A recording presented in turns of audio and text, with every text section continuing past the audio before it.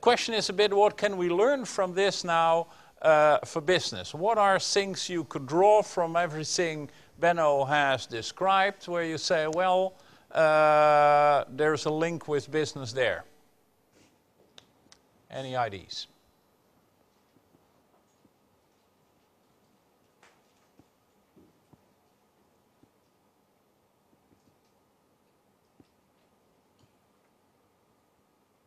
Let me start you off with one. Benno showed you this conquering the West picture in the States, where in fact the painting wasn't sold, but the only thing was the revenue came by looking at the exhibition and paying to see it. Now, if you make a parallel with industry, you could say, well, in former times, photocopying machines, we were buying the machine, and that was the big cost structure. We shifted the business model, so we didn't buy the painting or we didn't buy the copying machine anymore. We pay per copy, so when we use it. It's the same here a bit. You can make this link that paying for use and not paying for having it, different way of looking at it. So that's one element. And maybe I want to say something about the painter like Botero. Botero started to work make his art. He made always a copy of it, and so he sold the works of art, and the copies he stored. And museum pay for him to make an exhibition, but in the past it was very difficult because you have to go to all the owners to loan the work to the museum. But now by Botero you have in 2 weeks an exhibition by Botero, because all the stored works is 2 million it costs to have an exhibition by Botero, but you have displayed it in 2 weeks. And so Botero used it also, not by selling his art, but displaying his art. The museum have to pay 2 million, and mostly he also give one of the monuments, the sculpture, but you have to pay through, of course, to cast the sculpture. And so he is in fact not only sold his work, but also to pay for displaying his work to museums. That's the reason why he's a billionaire, because you, as a museum worldwide, if you have 2 months left in an exhibition for the year, you could phone him, and with 2 weeks you have an exhibition of Botero. If you have an exhibition of Vermeer, it takes you 4 years to organize it. And so Botero started already in the 60s to make 2 works of each. One for selling to the market, and one to be able to create exhibitions. Other things, yes. Maybe we can find a direct connection between certain industry, like fashion industry with art, because we see recently that in fashion industry, producer manufacturers try to adapt some painting to the clothes, and that's why they can maybe try to innovate and sell different ways, different products. I don't know if you see some that's there's some examples where in fact, but that's then contributing to in fact the product in garments that in clothing that you include paintings in.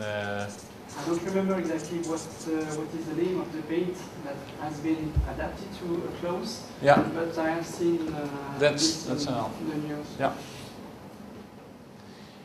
Any other things?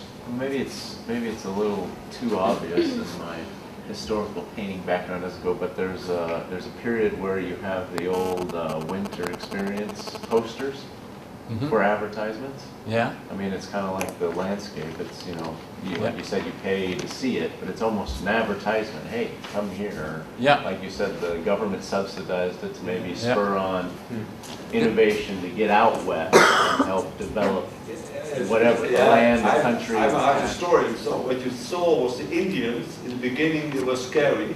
Right. And because they couldn't sell that, and in the end, you see as a natural part of the environment, you see Indians in the background. And it's almost a natural background. And so what you get in the beginning, you saw a very aggressive vision of the Indian as a, but when they tried to sell the country, of course, you couldn't have this image. And then you saw the Indians like, I don't want to be discrimination, but right. you saw it as a natural background. Right. And so they were not aggressive anymore, etc. And also what you saw was that, that's still in America, you saw everybody with a gun, a long-barreled gun. It was a natural part of the society. And so you have this idea that it was a free land, it was empty, because the Indians were just part of nature. And in the beginning it wasn't, but you couldn't sell that, and so they started to sell it as an empty land, and with the Indians as a natural background. Yeah, so it's a sort of, as you say, it's an illustration of a certain experience, and that's going to be the link also with experience economy. You can create a certain atmosphere whereby you stimulate certain pictures about the product, the service, etc. Other things. Yeah.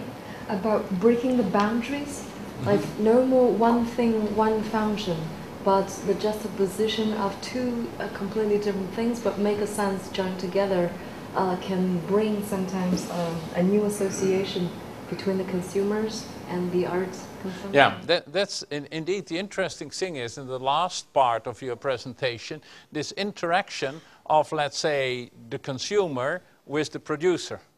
And making the consumer part of the piece of art. That's what, in fact, we want to work at in co-makership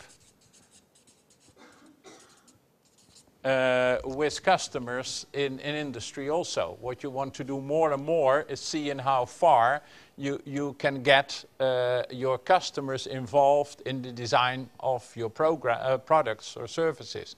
That's also why at the moment you see that a lot of companies are using interest groups on internet, etc., to interact with and to make beta versions of products to get the first impression of what people want. And it started with people who were enthusiastic about software and helped in the development of new software with beta versions, gave their comments, etc. But you see it in a lot of other industries also. It's another way of interacting with the customer.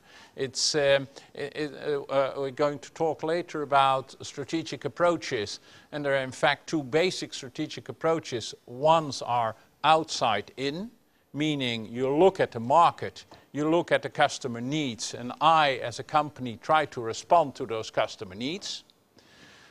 And we're going to see examples of that as well. There are periods in which people want portraits and you adapt to that need. There are periods in which people want naval battlefields and you adapt to that because there's a demand for it. But there's also an approach whereby you work more inside out. That's in strategy called the more core competence approach, where you say, I have certain competencies as a company, I can do certain things, and I try to create an environment where people accept that approach. And they get enthusiastic for something where in former times there wasn't a market for. I create my own market. And what we saw with Hirt is that he even created his own prices. He, by sort of artificially buying something and multiplying the price by 10, suddenly people thought, oh, apparently there's a high value in this. And that's what industries can do if they create scarcity and create things around it. Why are people lining up and sleeping in front of the shop because the new iPad comes out? That's because you create something around it where people want to be the first to have it. So there are certain elements there which you see that artists already used in the past. To a certain extent, this example of the salon and the refused paintings and the accepted paintings. makes a link with quality management. I mean, it's a sort of that people judging, is this the right quality to be sold or not? Do we refuse it or not? And then you see that you can make full circle. If you refused often, you became the grand refusé, and then you can make a business from that. But then you're sort of the outcast which you want to have. Those types of things also. What you also see, which is interesting in the last example, is that you can make full circle. That you start in advertising, then you start in exhibitions, the advertising become art in itself, and then you resell it again as advertising afterwards in shops. And that's a sort of reinventing, more or less, the life cycle of a product or a service. Which you see also. Companies like Unilever have done this with some of the food products, Nestlé also. You first started to have pure chocolate, then you develop new products, and you develop chocolate with nuts and with all sorts of tastes. And then now suddenly you reinvent the original one by saying, and now with special packaging, etc., we get the original pure chocolate back.